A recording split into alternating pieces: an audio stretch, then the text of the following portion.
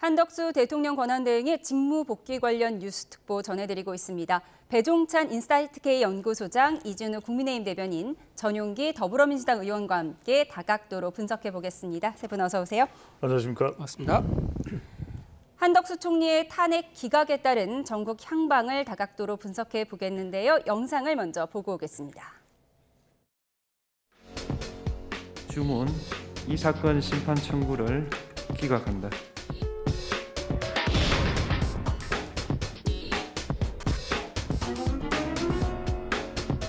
제가 50년 가까이 모신 우리 국민 대다수는 나라가 왼쪽으로 치우치는 것도 오른쪽으로 치우치는 것도 원치 않으셨습니다.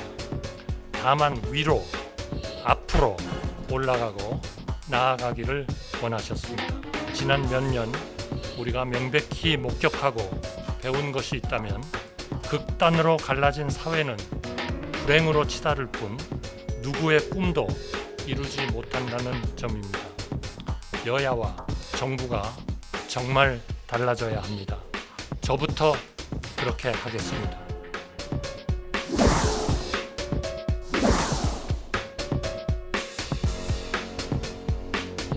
헌재 재판관들이 우리가 생각할 때는 좀 이상한 부분도 있지만 각자가 옳다고 판단하는 대로 지금 각자의 주장을 판결문에 담아내고 있기 때문에 이런 식으로 재판이 계속해서 이루어진다면, 그리고 좀 더 평의를 제대로 한다면은 이 대통령에 대한 이 탄핵 소추의 결과도 우리가 긍정적으로 해석할 수 있지 않을까 조심스럽게 기대합니다. 결정이야 존중하지 않을 수 없는 상황이지만 명백하게 고의적으로 헌법기관 구성이라고 하는 헌법상의 의무를 어긴 이 행위에 대해서 탄핵할 정도는 이르지 않았다라는 판결을 우리 국민들께서 과연 납득할지 모르겠습니다. 네, 우선 의결 정족수에 문제가 있다. 그래서 본안 판단을 할 필요가 없다고 본 각하 의견이 2명이었고요. 본안 판단으로 들어간 재판관 6명 가운데 5명은 기각, 인용 의견은 1명으로 재판관 의견이 갈렸습니다. 아무래도 국민의힘에서는 크게 7대1로 한 총리의 손을 들어줬다. 이 부분에 방점을 두고 있겠죠. 네, 그렇습니다. 평의에 그동안 흘러나왔던 헌재 재판관들의 평의 분위기를 대충 짐작할 수 있을 것 같습니다. 아마도 한덕수 권한대행의 심판 절차에 있어서 그 가장 중요한 포인트 절차 문제를 언급했다는 것, 특히 정영식, 조한창 재판관 두 분이 200명이 그 정족수인데 이 문제를 걸고 이제 얘기했다는 건 뭐냐면은 윤석열 대통령 관련된 탄핵 심판에 대해서도 절차적 문제를 아마도 이 두 분은 아주 단단하게 입장을 그대로 유지할 것 같다는 추측을 할 수 있을 것 같고요. 또 하나 말씀드리면은 또 절차적으로 지금 공수처 수사권 문제가 지금 계속 이어지고 있지 않습니까? 이 문제도 아마 이 두 분의 재판관은 아마 단단하게 유지를 할 것 같습니다. 또 하나 좀 약간 놀라운 의외면은요, 문영배 이제 헌법재판소장 권한대행인데 이분이 이재명 대표랑 호영호재에서 하는 사이로 알려져 있거든요. 그리고 현재 헌법재판소에서 속도전으로 치르면서 여러 가지 절차적 위반이 있었는데 그 절차적 위반을 했던 이재명과 아주 가까운 측근으로 분류되는 헌법재판 권한소장 대행까지도 기각에 손을 들었다는 면에서 굉장히 전향적이고 많은 국민들 좀 의아한 면이 있다라고 생각을 좀 하기는 합니다. 그리고 마지막으로 하나 더 말씀드리면 역시 정계선 재판관이죠. 정계선 재판관이 인용으로 혼자서 의견을 냈거든요. 그래서 정계선 재판관은 만약 윤석열 대통령 탄핵 심리에 가서도 끝까지 인용으로 한 명 정도가 좀 판단을 하지 않을까, 이렇게 좀 예측도 가능한 그런 선고였던 것 같습니다. 네, 대통령 탄핵 심판에 대해서는 잠시 후에 저희가 또 예측을 해보도록 하고요. 지난해 12월 27일 야당 주도로 탄핵 소추된 지 87일 만의 결정인데 5대 2대 1. 전용기 의원님 예상하셨습니까? 예상은 못했습니다. 기본적으로 한덕수 국무총리에 대한 탄핵은 인용됐어야 맞다. 라고 저는 생각을 했습니다. 그 이유에 대해서 말씀드리고자 하는데요. 사실 한덕수 권한대행은 지금 헌법재판소의 판결처럼 이미 위법한 행위를 저질렀다라고 하는 것은 헌법재판소 판결문에도 볼 수 있습니다. 그러나 이것이 중대하지 않았다, 파면에 이를 정도로 중대하지 않았다라는 것으로 지금 기각 결정이 났는데요. 사실 결국에는 위법 행위가 있었다라고 하는 것만으로도 한덕수 권한대행이 그때 당시에 그 재판관 3명을 임명하지 않았던 것은 위법하다라는 것을 다시 한번 증명했기 때문에 이 부분만 봐도, 해당 사유만 봐도 충분히 인용 결정이 났어야 마땅하다라고 생각을 하는 겁니다. 그러나 헌법재판소에서 이러한 판단, 기각 판단을 냈기 때문에 그 부분에서 인정할 수는 없는 상황이기 때문에 저희도 기각 판결을 충분히 받아들일 자세는 되어 있다는 말씀을 드리는 것이고요. 아직까지도 국민의힘에서는 그 헌법재판소의 재판관들의 성향을 건들면서 이재명 대표와 호영호재한다 이렇게 말씀하시면서 좌우 이런 헌법재판소의 이념 성향을 놔두는 것 같은데, 그렇다면 윤석열 대통령이 재판관을 임명했던 사람들은 다 빼셔야 그게 말의 앞뒤가 맞을 것 같습니다. 지금 문현배 재판관이나 정계선 재판관의 성향을 이야기하시면서 이재명 대표와 연관성을 계속적으로 말씀하실 거면, 정말로 공정한 재판을 원하신다면 윤석열 대통령께서 임명하신 재판관을 먼저 배척하시는 운동부터 하시는 것이 말의 앞뒤가 맞을 거라는 말씀을 드리는 것이고, 그 자체만으로도 헌법재판관들의 명예를 실추시키는 행위가 될 수 있기 때문에 그런 말씀들은 좀 자제하셔야 된다는 말씀까지 드리겠습니다. 재판관 성향에 대한 말씀은 좀 자제해 주셨으면 한다고 하셨는데요. 반박 있으십니까? 예, 우리법 연구회가 있습니다. 지금 아마 많은 국민들이 우리법 연구회 존재도 잘 몰랐을 건데, 이번에 윤석열 대통령 탄핵 심판을 진행하면서 우리법 연구회 카르텔이 확인이 됐습니다. 오동훈 공수처장도 우리법 연구회 출신이고요. 서부지법에서 체포영장, 또 두 번째 체포영장, 그리고 구속영장까지 다 발부한 사람이 다 우리법 연구회 소속입니다. 그리고 헌재에서도 3명이 우리법 연구회 소속이고, 거기서 심지어 회장까지 하고 왔습니다. 우리법 연구회 소속이 이렇게 카르텔이 이루어서 결론을 내려놓고 수사를 진행했고 영장을 청구하고 헌재에서 심판하고 있다는 거, 이건 많은 국민들이 알고 있는 사실이기 때문에 여기에 대해서는 딱히 제가 말씀드리기보다는 국민들이 알아서 판단하실 거다 이렇게 봅니다. 그러니까 국민들이 판단하실 건데 부추기는 행위들을 국민의힘에서 저는 멈춰 주십사 말씀을 드리는 겁니다.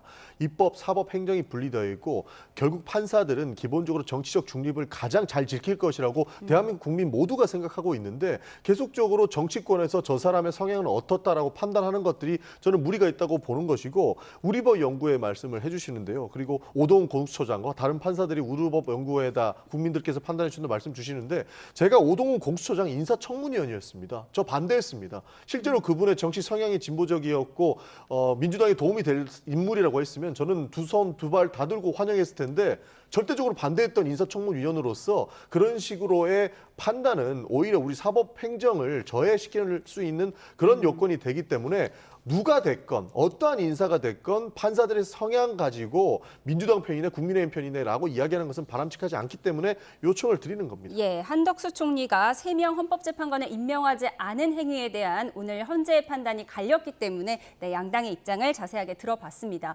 그런가 하면 비상계엄 선포 행위 자체나 계엄 전 국무회의 자체의 위헌 위법성에 대한 판단은 내리지 않은 거죠? 그렇죠. 이게 핵심일 거예요. 그러니까 기각이 5명, 각하가 2명, 인용이 1명뿐이었다는 것은 상당히 이제 기각이라도 그 내용을 따져보면 탄핵에 좀 신중했어야 됐다. 그러니까 민주당으로서는 상당히 부담을 안을 수밖에 없을 것 같아요. 그런데 사실은 제일 중요한 윤석열 대통령의 선거와 어떤 연관성이 있느냐. 그러니까 윤석열 대통령과 지금 가장 크게 연관성을 볼 수 있는 부분이 이제 국무회의 관련된 부분이거든요. 그것이 공모하거나 방조한 부분에 대해서 방조한 부분이 있느냐라는 부분에 대해서 이제 기각 결정이 일단 내려졌단 말이거든요. 그런데 중요한 것은 앞으로 있을 윤석열 대통령의 탄핵 심판에서 그 부분일까? 아니다. 그러니까 윤석열 대통령의 기준은 비상계엄 선언을 한 이것이 헌법에 위배됐느냐, 그리고 그 중대성이 파면될 정도, 이게 핵심일 거예요. 예. 그러니까 여전히 이 부분에 대한 것은 오늘 한덕수 국무총리에 대한 선고 내용에 포함이 안 돼 있습니다. 그 부분 저도 이제 이 선고문의 내용을 다 읽어봤어요. 그런데 그렇기 때문에 일견 지금 한덕수 권한대행 국무총리에 대한 부분이 기각이 나왔기 때문에 또 인용은 고작 1명이란 말이에요. 아, 그러면 윤석열 대통령은 권영세 국민의힘 비상대책위원장의 이야기처럼 기각적으로 갈 수 있겠네. 이렇게 심정상으로는 생각할지 몰라도 가장 중요한 비상계엄 선언이 이게 괜찮으냐 아니냐 네. 이 부분은 아직 판단이 안 되죠. 아직 판단이 안 됐고 예. 또 수사기관의 증거 채택 여부나 내란죄 처리에 대한 판단도 없었던 거죠. 그렇죠. 그래서 이제 이 부분도 그래서 윤석열 대통령의 탄핵 심판 선고도 내란과 관련된 부분을 기준으로 삼을 가능성은 극도로 낮아졌다. 오히려 윤석열 대통령의 핵심 탄핵 선고의 중대 기준이 될 부분도 비상계엄을 선언한 것에 대해서 어떻게 볼 거냐. 이것을 전시나 사변이나 이에 준하는 국가 비상사태로 볼 것이냐. 또 하나가 그것만이 아니라 또 하나의 기준이 중대성입니다. 얼마나 위헌 위법이라고 할지라도 이것이 대통령 자리에서 내려올 정도로 중대하냐. 이 판단은 아직까지는 내려지지 않은 법적으로는 내려지지 않았다 이렇게 봐야 돼요. 예. 대통령실도 오늘 한덕수 총리 탄핵 기각에 대한 입장을 냈죠. 네, 그렇습니다. 대통령실에서 환영한다 입장을 냈고요. 대통령실에서는 빨리 하루속히 한덕수 대행이 권한대행을 정상적으로 운영하면서 국정 안정화 그리고 지금 현재 트럼프 대통령이 대통령이 취임하고 나서 다른 나라 정상들과 다 통화를 했단 말이에요. 그런데 지금 최상목 대대행 체제에서는 아직 전화 통화를 못했습니다. 그런데 하지만 한덕수 대행이 복귀하게 되면 아마 주미 대사를 했었기 때문에 외교통이기도 하거든요. 그래서 대행 체제라 그러면은 아마도 트럼프 대통령과 한덕수 대행이 통화를 할 수 있지 않을까. 국정 안정화 그다음에 관세 정책에 대한 대응도 좀 신속히 이루어질 것이라고 좀 말씀을 드리고요.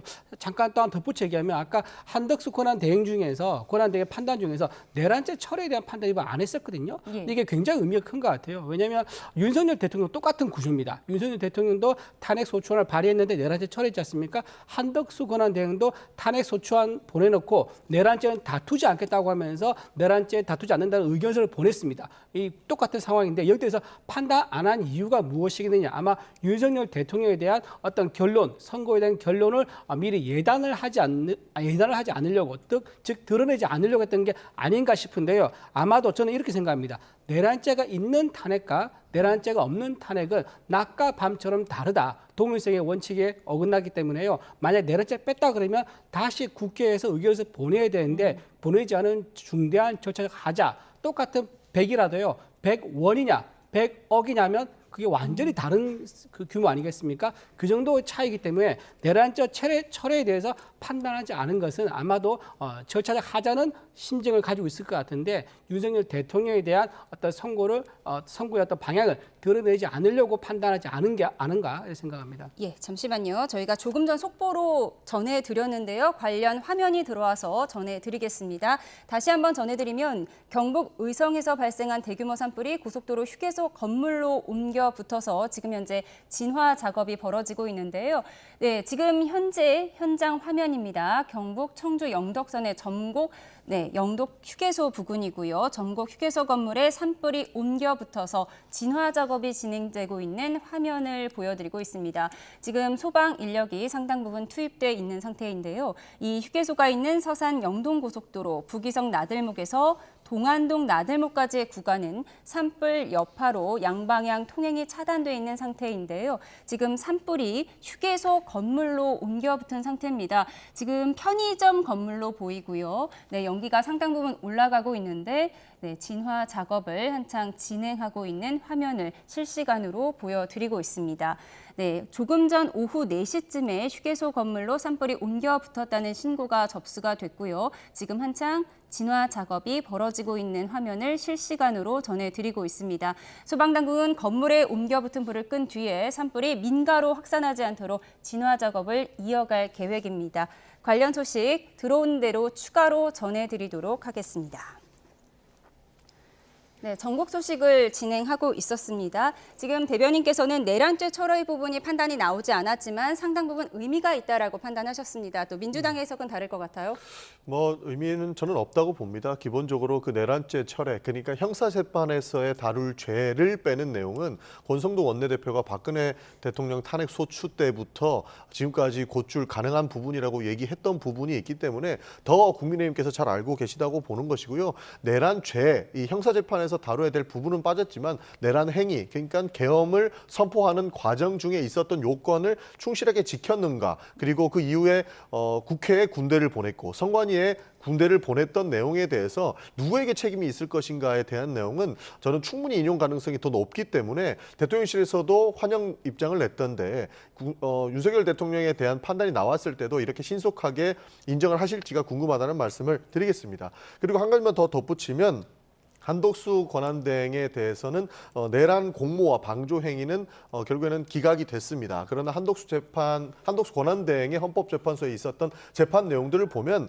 정상적인 국무회의가 아니었다라고 답변을 합니다. 그러니까 정상적인 국무회의가 없었고 결국에는 대통령께서 그 정상적인 국무회의를 거치지 않고 이 계엄을 선포했다라고 하는 반증이 될 수 있기 때문에 한덕수 권한대행의 이 재판에서 해당 내용이 빠진 것이 오히려 저는 윤석열 대통령한테는 더 큰 피해로 돌아올 수 있고, 이 정상적인 국무회의를 거치지 않았음에서 불구했던 그 책임들이 결국에는 윤석열 대통령의 탄핵 심판에서는 더 강력하게 적용이 될 것이기 때문에 한덕수 권한대행의 재판이 오히려 윤석열 대통령한테는 독이 됐다라는 생각을 가지고 있습니다.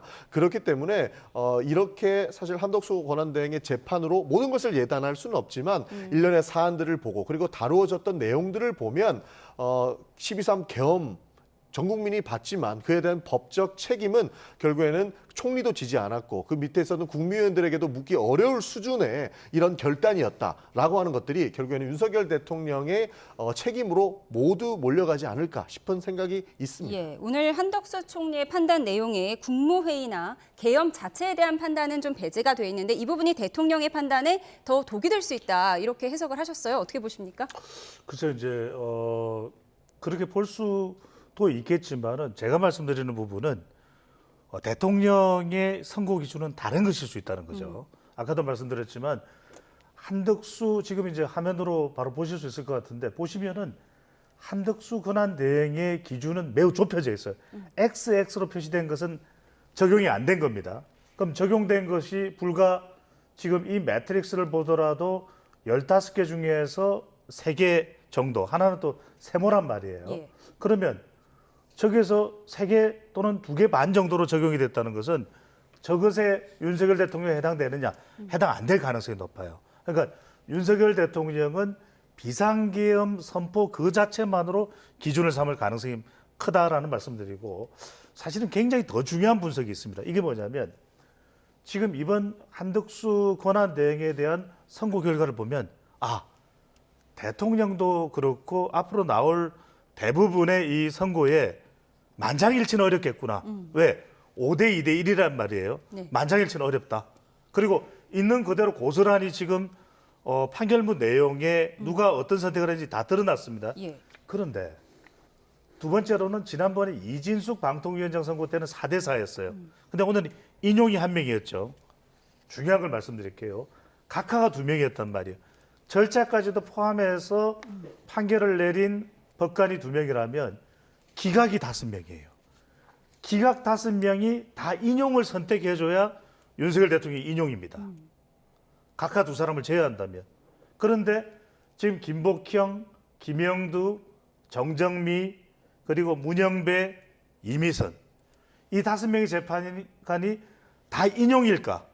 그중에 1명이라도 아닌 선택을 할까? 이게 핵심이에요. 그러니까 사실은 공이 정계선 또 조한창, 정영식 재판관이 아니라 오늘 기각을 내린 5명에게 윤석열 대통령 선고 여부의 인용이냐 기각이냐의 공이 넘어가 있다. 예. 이렇게 보시면 될 것 같아요. 예, 대통령 판단이 만장일치가 아닐 수 있다라고 분석하셨는데 국민의힘도 이렇게 판단하고 있나요? 네, 저도 만장일치가 아닐까. 아까도 말씀드렸지만 제가 보기에는 7대 1. 이 현재 구조가 그대로 이어질 거라고 저는 그래 봅니다. 아까 말씀드린 것처럼 굉장히 유사한 한덕수 권한대행과 윤석열 대통령의 유사한 탄핵 판단의 구조를 가지고 있기 때문에요. 오늘 이제 예민한 문제는 그 판단 안 하고 넘어갔단 말이에요. 그 말은 무슨 말이냐? 아마도 아까 말씀드린 것처럼 윤석열 대통령에 대한 선고 어떤 그 결론 가능성을 드러내는 거, 예단을 드러내는 거, 이거를 좀 막아서 좀 혼란을 좀 줄여보겠다, 이런 의미가 아니었을까라고 생각을 좀 하고요. 예. 또 하나 좀 말씀드리면 지금 오늘 얘기 제가 좀 들은 바로는 원래는 8대0 기각이었다는 썰도 있습니다. 8대0 기각이었는데 막판에 정혜선 재판관이 자기는 나는 인용이라고 입장을 바꾸겠다고 하면서 갑자기 그래?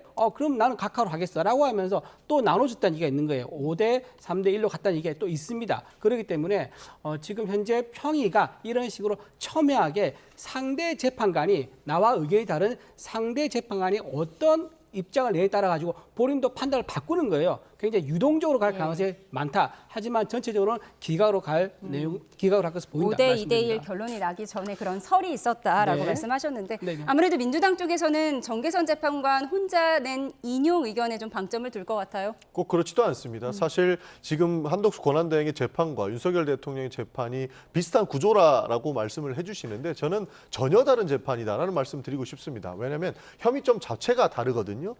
지금 한덕수 권한대행 같은 경우에는 뭐 재판관을 임명하지 않았던 것 그리고 내란 행위를 공모했고 방조했던 혐의에 방점이 찍혀 있다고 한다면 윤석열 대통령을 군대를 국회에 보내고 선관위에 보내고 이런 그 국헌문란의 목적이 있느냐 없느냐를 판단하는 재판이기 때문에 전혀 다른 재판으로 볼 수밖에 없는 상황이라고 봅니다. 그래서 지금은 뭐 5대 2대 1 나왔지만 윤석열 대통령은 8대 0의 인용이 저희는 점쳐진다라는 말씀을 드리고 싶은 거고요. 사실 충분히 기각 의견을 낼 수 있는 사람들도 생길 것이다라고 국민의힘이나 뭐 많은 분들께서는 기대를 하는 것 같은데 역사 앞에 그렇게 판단할 헌법재판관은 없다고 생각합니다. 예. 사실 이러한 계엄령, 불법 계엄을 한 대통령이 대통령직을 내려놓을 만큼 중대한 위법을 하지 않았다라고 한다면 그게 나라입니까?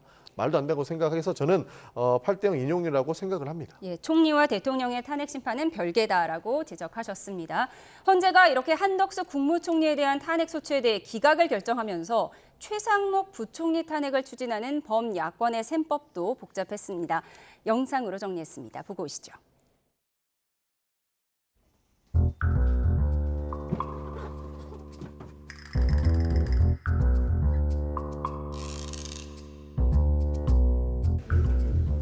네. 드디어. 그동안 고생 많으셨어요. 고생 많으셨어요. 네.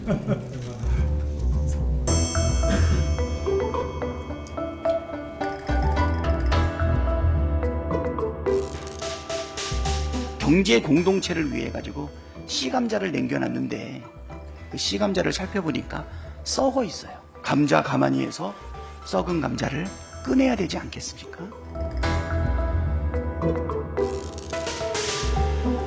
더불어 탄핵당의 부정부패 그 이상의 의미가 있습니다. 민주당은 더 이상 실효성 없는 최상목 부총리 탄핵과 광화문 장애투쟁을 포기하고 국회로 돌아오길 바랍니다. 사석에서 만난 야당 의원들이 민주당 지도부의 최상목 대행 탄핵 추진은 무리수라고 고백하고 있습니다. 제발 정쟁 대신 민생으로 돌아와 주십시오.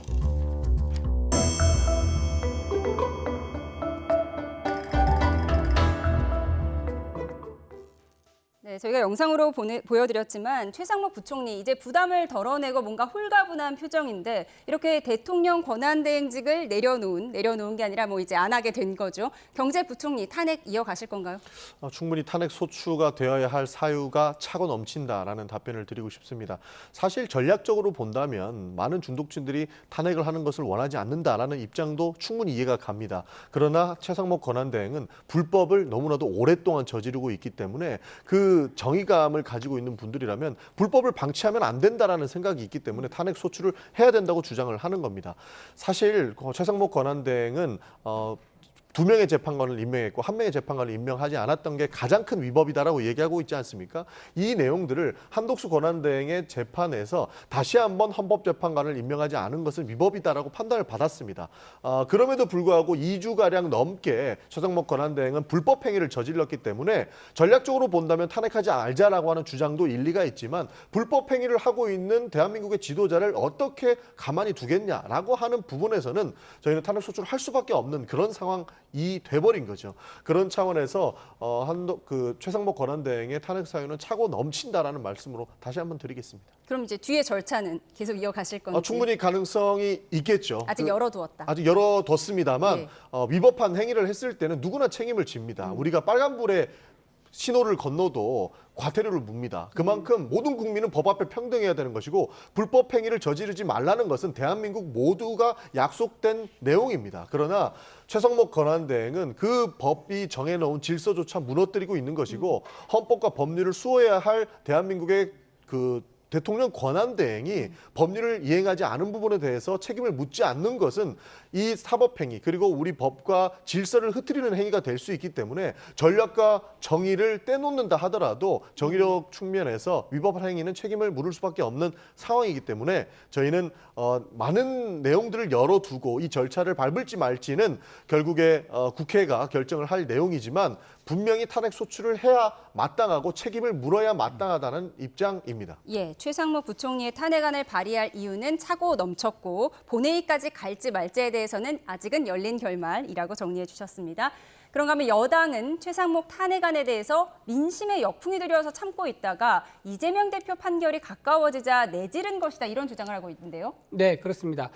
민주당 입장에서는요. 한덕수 권한대행보다 최상목 권한대행이 더 고마운 존재입니다. 왜냐면요. 한덕수 권한대행은 재판관 3명을 전부 다 임명을 안 했습니다. 하지만 최상목 대행은 어떻게 했죠? 2명을 임명했습니다. 그래서 헌재가 정상적으로 탄핵 심판할 수 있도록 됐지 않습니까? 오히려 고마운 존재이지요. 그럼에도 불구하고 2명을 하고 1명을 하지 않았다라고 책임을 물으면서 탄핵시켰다는 거 이건 굉장히 무도하다는 생각이 들고요. 지금 한덕수 대행이 돌아왔습니다. 한덕수 대행도 아마 40여 재판관 후보에 대해서는 임명을 하지 않을 겁니다. 그러면 또 민주당은 또다시 한덕수 권한대행에 대해서 임명을 하지 않는다면서 또 탄핵을 할 겁니까? 저는요 민주당에서 이렇게 누구냐에 따라 가지고 당량에 따라 가지고 탄핵을 남발하는 거 이거 굉장히 문제가 있다고 생각하고 결론적으로 저는 이렇게 봅니다. 한덕수 권한대행이 돌아왔지 않습니까? 외교통이 돌아온 겁니다. 근데 최상목 대행이 경제통입니다. 경제통과 외교통이 둘 다 자리에 있으면 어떻게 되죠? 국정 안정화에 큰 도움이 되죠.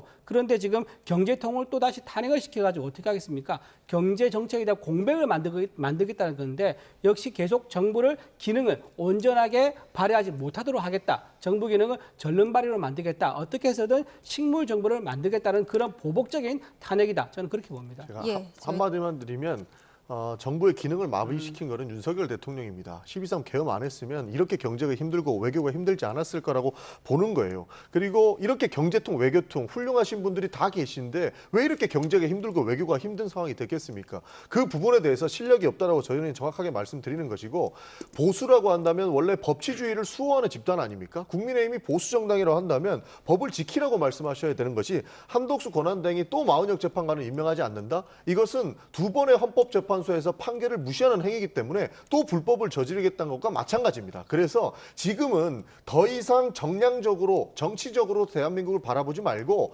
법을 지키는 법치주의의 정당으로 돌아오셔야 된다는 말씀을 꼭 드리고 싶습니다. 예.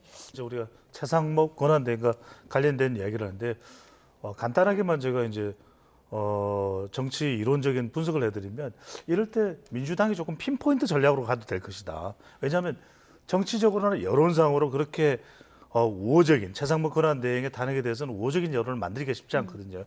이럴 때 좋은 방법은 헌법재판소에서 권한쟁의에 대해서는 침해됐다고 선고를 내렸습니다. 그러니까 임명을 해야 돼요.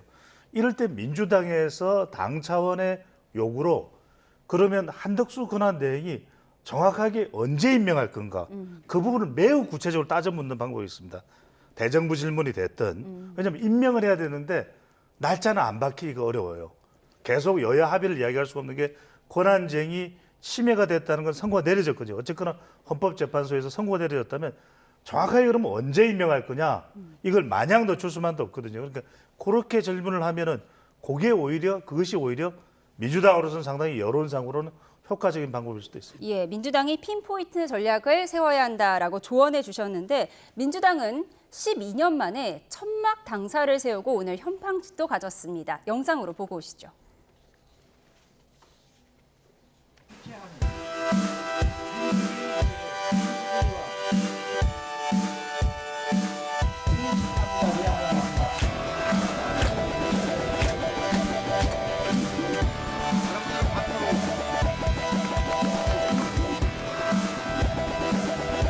지금 국가 정상화를 앞당길 책임은 헌재에 있습니다. 민심은 분명합니다. 국민 다수, 특히 중도층 다수가 파면을 찬성하고 있습니다. 여론은 합리적 판단을 이미 끝냈습니다. 윤석열 복귀는 계엄 면허증을 주는 것과 같은 민주공화국의 자살입니다. 국민이 이제는 알거든요. 이재명 대표 재판 일정과 연결이 돼 있다는 것을 다 알고 있고, 그냥 이재명 대표 살리자, 이재명 대표 재판 중단시키자, 이 두 가지 목적에 있다는 것을 온 국민이 다 알고 있습니다.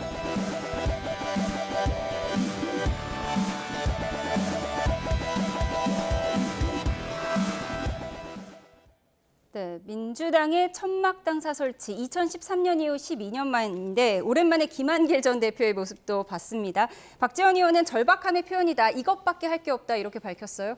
그러니까 세상이 상식적이지 않습니다. 기본적으로 국회에서 촉구를 하고 헌법재판소에서 판결을 내리면 그것을 즉시 이행하는 것이 대한민국 시스템이었는데, 지금 윤석열 정부 들어오고 나서 그 시스템이 다 무너졌고, 그 여러 옆에 있던 한독수 권한대행, 최상목 권한대행 이 모든 것을 다 지키지 않고 있는 것이죠. 그러다 보니 우리가 할 수 있는 최대한으로 가자. 국민들 속으로 들어가서 국민들과 함께 헌법재판소에서 빠르게 선고를 해달라는 입장을 내고, 그리고 이후에는 대한민국이 다시 한번 상식적으로 돌아올 수 있게끔 하는 그런 요구를 함께 해보자는 차원에서 천막 당사를 만들어서 저희가 매일 그 자리에 출근해서 매일 그 자리에서 시민들과 함께 달리겠다는 뜻입니다. 예.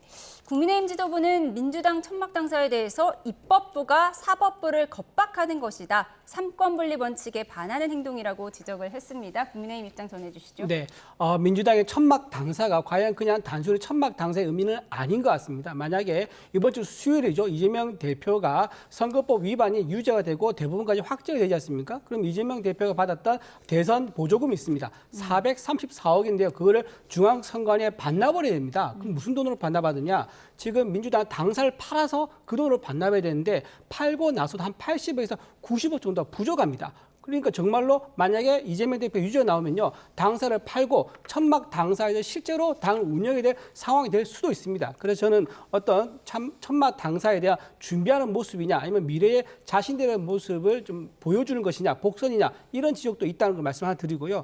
또 하나, 지금 윤석열 대통령께서 탄핵이 기각이 된다, 각하된다, 그런 가능성이 지금 있지 않습니까?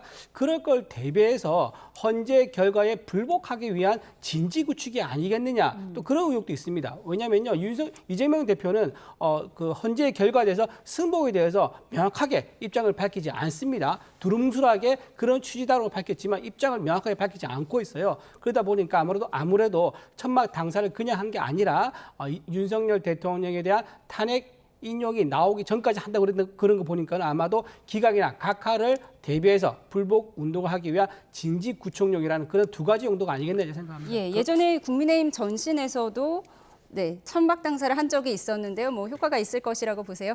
전현기 의원 하실 말씀 있으신 것 같아요. 지금은 저희의 절박함을 보여주는 거 이해해 주시면 좋을 것 같습니다. 그리고 국민들께서 오해하실 수도 있을 것 같은데, 이재명 대표 26일 날 나오는 판결은 2심입니다. 대한민국 3심제이기 때문에 3심제가 되기 전에는 무죄 추정의 원칙이 있다는 말씀을 드리는 것이고, 26일에 모든 것이 끝날 것처럼 말씀하시는데 맨날 국민의힘에서 이재명 구속 외쳤지만 정작 구속된 건 윤석열 대통령이었어요. 그래서 그런 것들에 너무 몰입해서 천막 당사를 꾸미는데 이재명 대표를 위해서 했다, 이런 연결고리는 어느 상상력에서 나오는지 이해할 수 없기 때문에 그런 것은 좀 자중하셔야 된다는 말씀으로 마치겠습니다. 예. 천막 당사가 여론에는 어떤 영향을 줄까요? 지지층을 결집하는 효과는 있죠. 그런데 이제 이것이 하나의 패러다임을 전환하는 거려면은 이게 트렌드에도 또 부합이 돼요. 요즘엔 천막이 아니라 차박이거든요. 차박이죠. 네. 그러니까 이제 좀 더 그렇게 파고드는 게 사실은 필요한데, 천막의 어떤 절박함은 이해가 됩니다. 그리고 2003년이었나요? 한나라당도 박근혜 당시 천막을 했었죠. 근데 이제 여기서 중요한 건, 오늘 제가 많은 조언을 드리는데, 천막보다는 차라리 좀 다른 MZ 세대의 그런, 또는 30, 40 세대의 화이트 칼라의 이 화이트 칼라가 좀 민주당 지지 기반이니까요. 차박이다. 차박 여론 수렴으로 해서 누구든 차박으로 와서 우리에게 어떤 민생의 어려움이 있는지를 이야기해달라. 그러면 더 효과가 있을 거예요. 예. 그러니까 이것도 무엇을 하느냐도 중요하지만 어떤 식으로 시도를 하느냐. 천막보다는 차박. 그리고 이게 어떤 정치적 이슈보다는 민생 수렴 장소로 다 가지고 가라. 예. 우리가 다 받아서 일당이 그 부분을 좀 주도하겠다. 이렇게 하면 훨씬 더 예. 효과가 됩니다. 제가 좀 말씀드리면 차박을 하려고 그러면요. 이게 차가 커야 됩니다. 캠핑용 차거나 아니면 대형 버스이거나 이렇게 해야 되는데 그 차를 오랫동안 주차할 수 있는 것은 자치단체에서 허가를 받기 어렵습니다.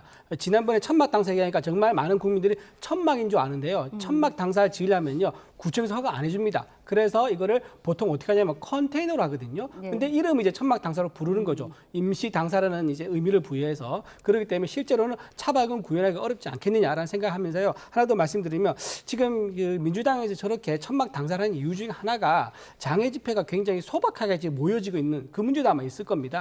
지난번이었죠. 10만 명 모여라고 10만 명 모인다고 신고를 했었는데 실제로는 5,500명이 모인 적이 있습니다. 이번에도 마찬가지죠. 지난주 토요일에 100만 명이라고 민주당에서 기자들 공지했지만 경찰에서는 18,000명, 1.8%가 모였습니다. 이런 식으로 장애 집회를 하는데 사람들이 잘 모이지 않는 그런 문제도 있기 때문에 아무래도 어떤 장애 집회보다는 이제 그 상근하는 그런 개념으로 천막 당사를 좀 대체하는 게 아니겠느냐 이런 생각 좀 해봅니다. 예. 천막이 아닌 차박 그리고 3040을 공략해야 한다는 소장님의 조언에 대해서 의견을 주셨는데 저희 다음 주제도 3040과 관련이 있습니다. 연금 개혁 문제를 좀 살펴보겠는데요. 사실 여야가 합의했던 것도 참 이례적이었는데 더 이례적으로 3040 여야 의원들이 함께 반박하는 회견도 있습니다. 당사자이신 전용기 의원이 제 옆에 계신데요. 개혁신당 이준석 의원은 여권 대선 주자로 거론되는 국민의힘 안철수 의원 그리고 유승민 전 의원, 한동훈 전 대표에게 연금 개혁 문제를 함께 논의하자고 제안했습니다. 목소리 듣고 오시죠. 강화된 혜택은 기성세대부터 누리면서 그로 인해 추가되는 부담은 또다시 후세대의 몫입니다. 가뜩이나 국민연금에 대한 청년 세대의 불신이 큰 상황에서 이번 결정으로 세대 간 불균형은 더 커지게 되었습니다. 청년들의 지적은 단지 더 많이 낸다라는 불만이 아닙니다. 연금을 낼 때와 받을 때의 조건이 완전히 다르다는 현실적인 문제를 말하는 것이고 청년들이 지금 구조로는 미래가 없다고 말하는 그만큼 그 절박함에 우리는 이제 모두가 귀를 기울여야 할 때. 안철수 의원, 유승민 전 대표, 한동훈 전 대표와 연금 문제를 놓고 머리를 맞대기를 희망합니다. 젊은 세대는 당장 내년부터 받아보게 될 국민연금 인상 청구서에 낙담하고 분개하고 있습니다. 비겁한 야합에 맞설 용기 있는 정치인 간의 연대가 절실한 때입니다. 네, 더 내고 덜 받는 방식의 3040 의원들이 여야를 막론하고 집단 보이콧을 선언했습니다. 전 의원님께서 하실 말씀이 많을 것 같아요. 네, 실제로 이에 대한 목소리가 높습니다. 기본적으로 많이 내고 많이 받자라고 하는데 거부할 수 있는 국민들이 있겠습니까? 그러나 지금 이 여야가 합의한 안에는 확실하게 미래 세대들에게 부담을 가중시킬 수 있는 부분들이 담겨 있고 사실 그 담겨 있는 내용보다는 국민연금에 대한 신뢰도가 밑바닥이라는 것에서 출발을 해서 이 문제를 해결하지 않으면 국민연금에 가입하는 사람들도 부담감을 느낄 수밖에 없는 그런 구조이기 때문에 실제로 반대 표결에도 임했고 앞으로 나오는 구조개혁에 멈추지 않고 적극적으로 달려나가야 된다는 의사를 전달하기 위해서 실제로 기자회견을 했던 것입니다. 예. 이준석 의원은 사자회동을 제안했는데 안철수 의원, 유승민 전 의원, 한동훈 전 대표와 함께하자고 했어요. 왜 그랬을까요? 글쎄요. 지금 이 네 분들의 공통점을 찾자 그러면 딱 눈에 띄는 게 하나가 있습니다. 다 비윤, 비윤이라는 이제 그룹으로 공통점이 묶일 것 같아요. 근데 서로 비윤이면서도요 또 경쟁하는 사이입니다. 그렇기 때문에 지금 안철수, 유승민, 한동훈 이런 분들이 이준석 대표가 모여라 이렇게 말을 하게 되면 어떻게 되냐면 내 밑으로 모여. 내 방으로 와. 이제 이런 의미가 되는 건데 과연 이 안철수, 유승민, 한동훈 이 세 분들이 과연 이준석 의원이 이끄는 그 깃발 아래 과연 모이겠느냐. 저는 좀 회의적인 생각을 좀 갖습니다. 그리고 또 하나 말씀드리면 연금개혁 관련해서는요. 연금개혁은 역대 정부가 조금씩 다 손을 봐왔어요.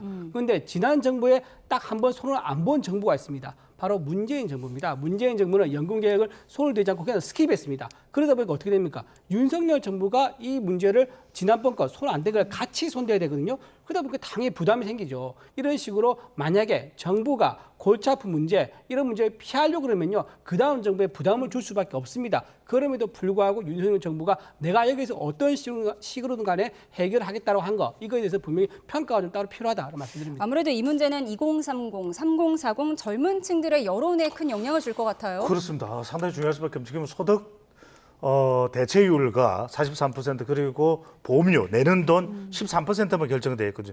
중요한 건 우리가 많이 앞으로 20, 30년 동안 많이 벌 수 있다면 이 문제를 해결할 수도 있습니다. 그래서 지금 저는 중요한 것이 이런 불안함을 해소할 수 있는 정부 보장을 좀 명문화시킬 필요가 있습니다. 정말 이게 연금으로 확보 안 되는 지금 군인연금, 지금 사학연금 다 검토해야 될 겁니다. 그래서 정부 보장을 좀 명문화하고 또 하나가 수익률을 제공할 수 있도록 지금 국민연금 운영본부에 대한 여러 질타들이 있거든요.